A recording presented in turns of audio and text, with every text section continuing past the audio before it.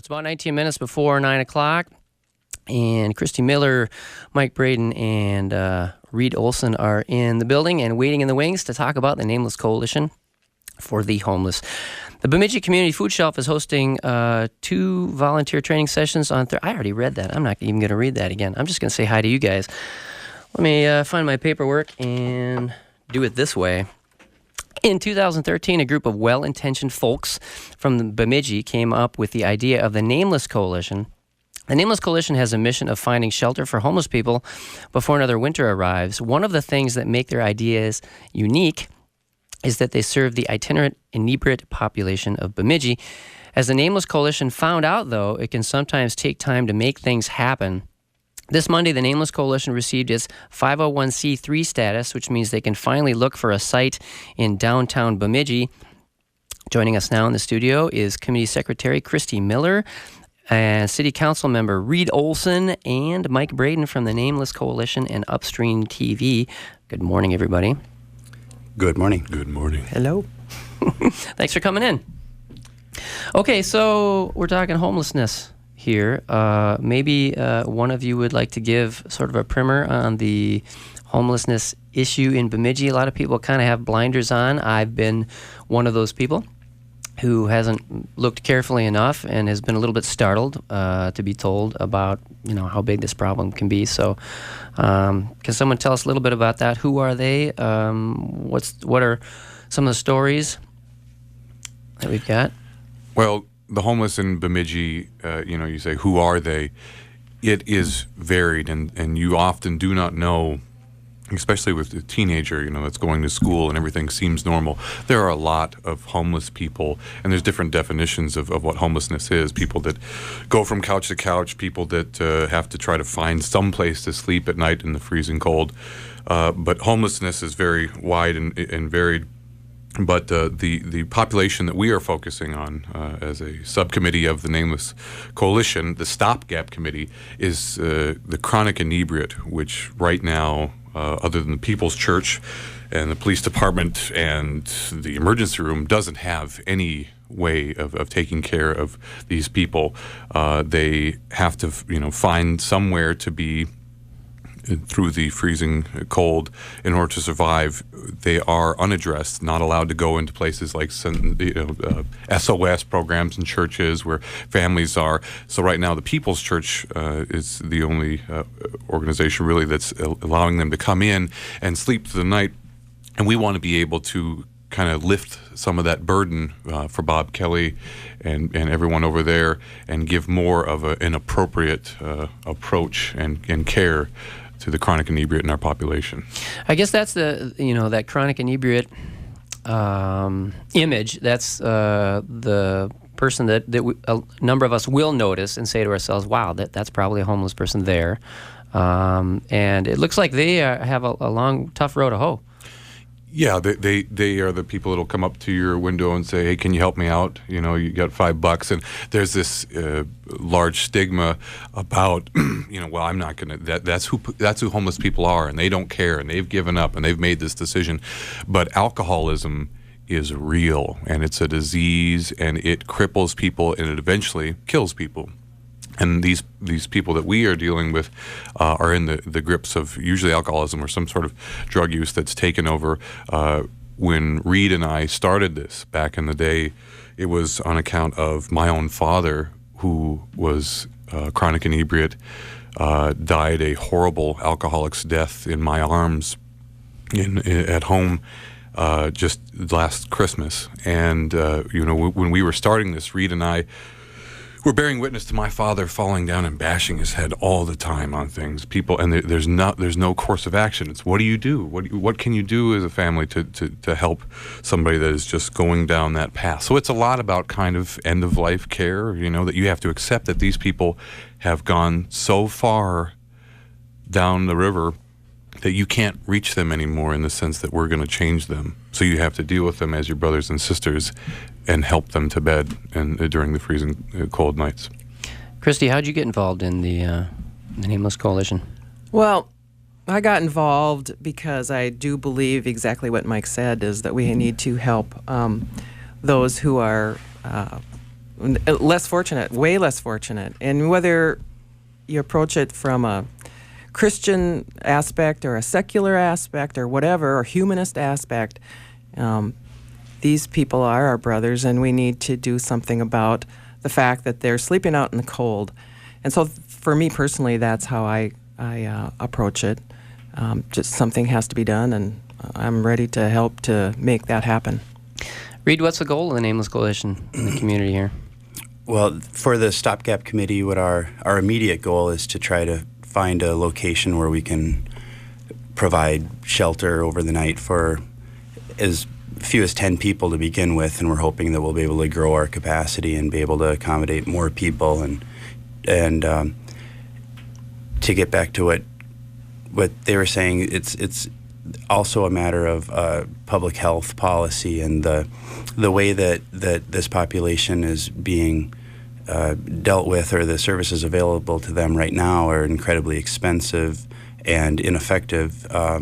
They don't need to always go to the ER when they get brought to the ER. They don't always need to go to jail when they get arrested, and so we're hoping that we can provide a place for them to go to that will take the heat off of the county jail and the Bemidji Police Department, that will hopefully set them up with an opportunity to access social services that might, for those that can, lift themselves up out of their predicament.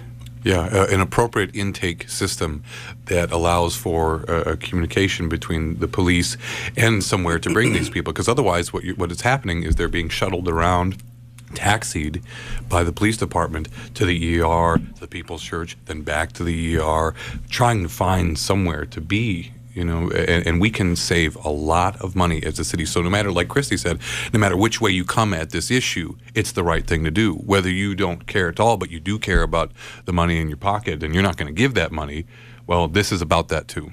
Is it the alcoholism that restricts the choices of places for these people to go? Certainly as a factor, and probably the fact that they have so become used to their homelessness that they know that they can't go to a hotel, for instance. They don't have any money anyway, or to the local shelter that we have here, which is for families only. I think that they just become used to their lifestyle and go with what is there.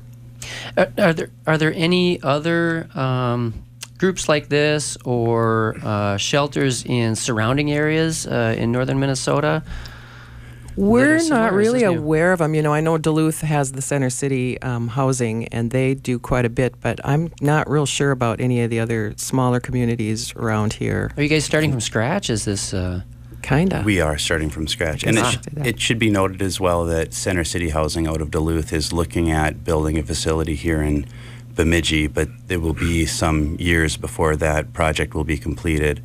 And that would have housing services for chronic inebriates, as well as other individuals that are experiencing homelessness. The reason we call ourselves a Stopgap Committee is we think it's great that they're coming here, but what are we going to do until then? And we all know from the local paper that there have been many alcohol and weather-related deaths in the last 3 years, and so we're trying to figure out what can we do until Center City comes, or until there's a large organization that builds something. So we are very much starting from scratch and trying to do something in the interim until a permanent facility is constructed. Right.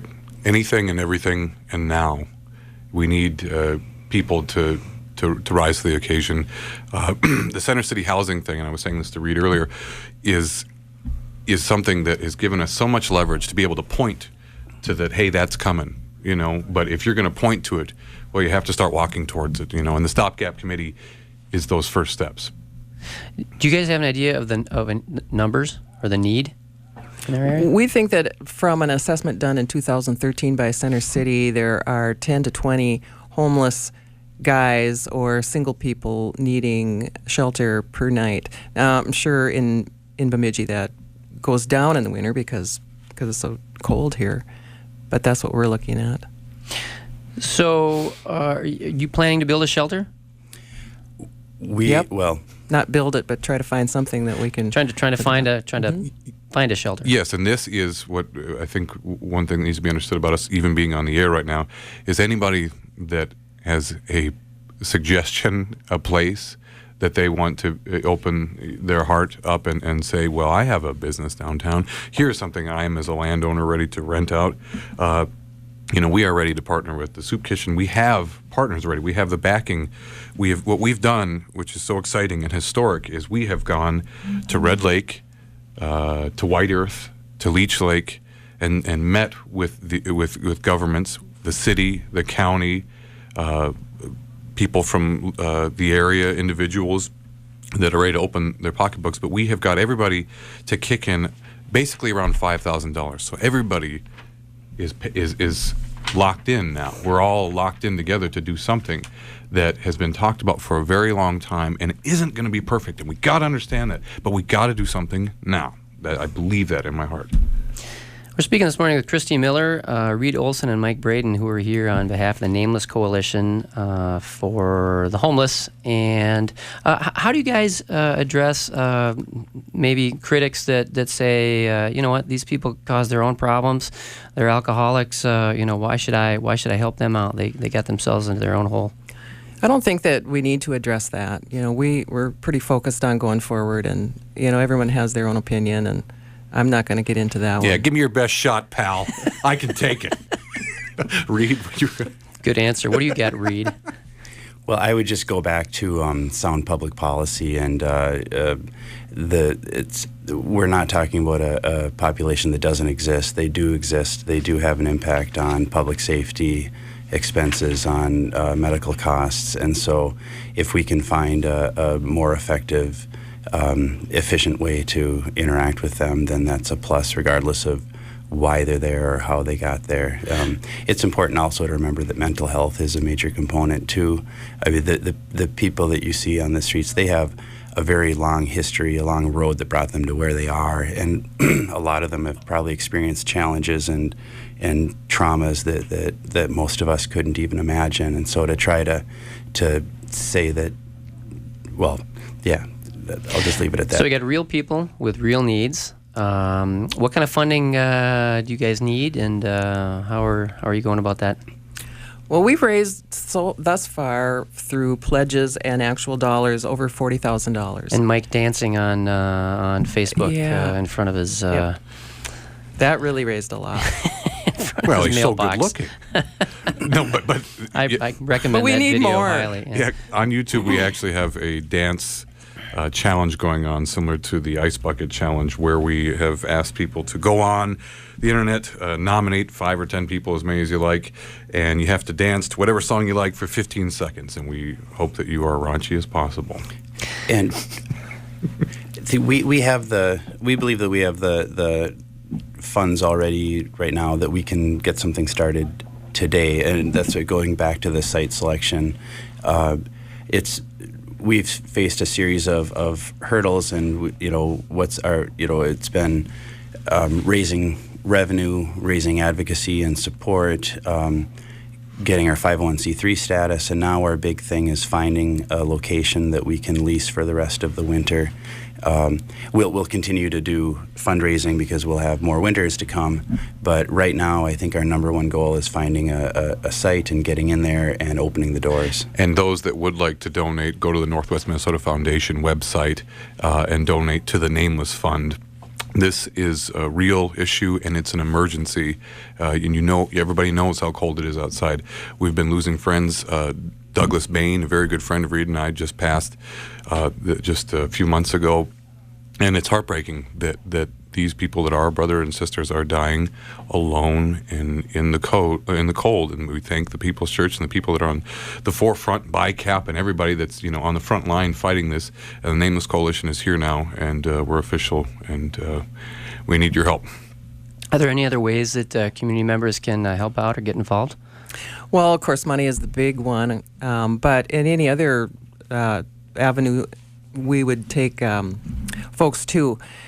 When we get something, if we lease it, we're going to need beds and bedding and staff and a little bit of food. Although this initial shelter is probably not going to have much food, but towels and bathroom necessities or necessities like that. And people's time and to stop in and have conversations and sit down, because like Reed said, this is a mental health issue. And for people that want to try to understand it, think about the loneliest that you've ever been, the loneliest that you can understand. And that's reason enough. Tell us one more time a phone number or website or directions people can get a hold of the Nameless Coalition and help out. Is it online? Yeah, well, we have our money sitting at the Northwest Foundation, so we're a part of them. So if you go to the Northwest Minnesota Foundation and you want to write a check, you would write it to Northwest Minnesota Foundation and then Nameless Coalition. And then it's tax deductible. We also have a Facebook page that you can go to and like and check out any of our upcoming events if we have any. Anyone could email me at my city council email. It's reed.olson@ci.bemidji.mn.us. And the Nameless Coalition has their next meeting at the Northwest Minnesota Foundation on the 12th, coming up at 2 o'clock. And yeah, go on Facebook. Like my status.